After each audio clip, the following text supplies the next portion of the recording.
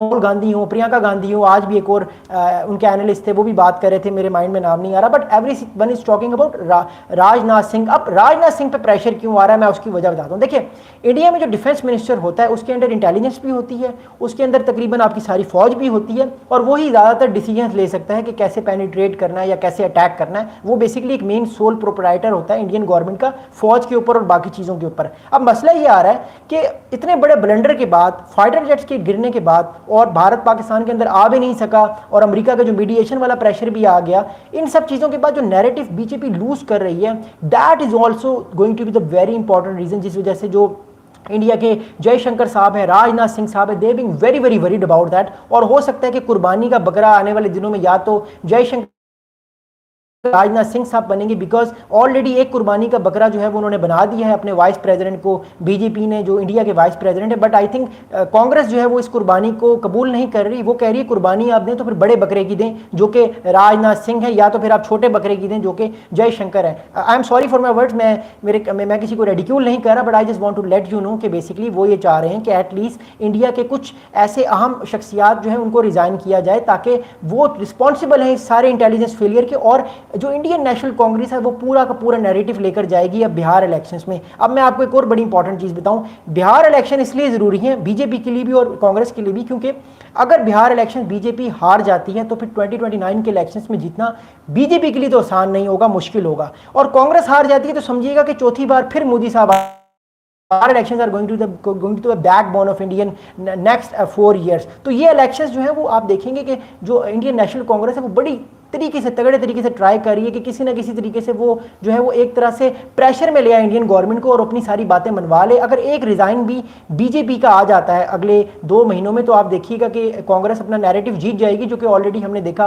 कि पार्लियामेंट में वो जीत गई है। चाहे वो गौरव गोगोई हो, पी चिदम्बरम साहब हों जिन्होंने आज भी स्पीच दी, 3 दिन पहले क्विंट पे उन्होंने इंटरव्यू दिया, फिर राहुल गांधी साहब ने तो कल ये तक कह दिया कि अगर मेरी बात इंडियन की हुकूमत मान लेती, इंडियन जेट्स का नुकसान ना होता। ये मैं नहीं कह रहा, ये राहुल गांधी साहब ने कहा। फिर प्रियंका गांधी जो उनकी सिस्टर है राहुल गांधी की, उन्होंने इस बात को किया। इट शोज के pressure is on government of India. और लेकिन पाकिस्तान ने अपनी जो मिलिट्री डॉक्ट्राइन है उसको बड़े तगड़े तरीके से जो है वो अपनाया। अच्छा, मैं आप लोगों के कमेंट्स देख रहा हूँ, मुझे बड़ी खुशी हो रही है, आप इस वीडियो को लाइक कर रहे हैं, मुझे सब्सक्राइब कीजिएगा काइंडली। मैं बस इस वीडियो को खत्म करने वाला हूँ, फिर मैं आप लोगों का नाम भी लूँगा, आपको मैं क्रेडिट भी दूंगा सब चीज़ों को, और फिर मैं आप लोगों के सवालात के जवाब दूंगा। सवाल ज़रूर कीजिएगा, कमेंट्स तो इंपॉर्टेंट होते हैं बट सवाल जरूरी होता है, क्योंकि जब तक हम सवाल का जवाब नहीं देंगे हम कैसे एक दूसरे की पॉइंट ऑफ व्यू को समझ पाएंगे। सवाल ज़रूर कीजिएगा तरीके से। ओके, अब बेसिकली जो मैसेज पाकिस्तान ने दी, मोदी साहब ने, प्राइम मिनिस्टर शहबाज शरीफ साहब ने मैसेज जो दिया वो क्लियर है। शहबाज शरीफ साहब ने कह दिया है कि जो पाकिस्तान की स्ट्रेटजी है, पाकिस्तान की जो मिलिट्री स्ट्रेटजी है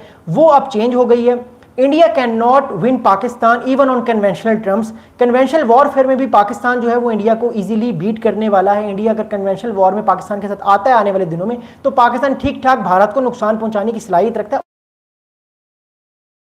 पाकिस्तान की कभी भी जो है वो ख्वाहिश नहीं हुई कि पाकिस्तान भारत पे अटैक करे, क्योंकि हमें रियलिटी का पता है पाकिस्तान एक छोटा मुल्क है, पाकिस्तान का इकोनॉमी को बेहतर करना है। पाकिस्तान भारत पे कभी भी अटैक नहीं करेगा। It is India who will try to attack on Pakistan. So that's also very important reason कि पाकिस्तान तो हमेशा डिफेंस पे रहता है, पाकिस्तान ने तो भारत पे कभी अटैक किया भी नहीं, तो इंडिया बेसिकली इस चीज़ को कर रहा है। और आई थिंक ट्रंप साहब को भी ये बात पता थी, इस वजह से ट्रंप साहब ने जो है वो फिर मीडिएशन की बात की और अब वो भारत पे प्रेशर डाल रहे हैं। अगला बड़ा इंपॉर्टेंट पॉइंट ये है कि पाकिस्तान की जो जितनी भी पार्टीज हैं, पॉलिटिकल डिफरेंस होने के बावजूद एक मैसेज दिया है कि चाहे जिसका जितना मर्जी पॉलिटिकल डिफरेंस हो, at the end of the day all are Pakistanis.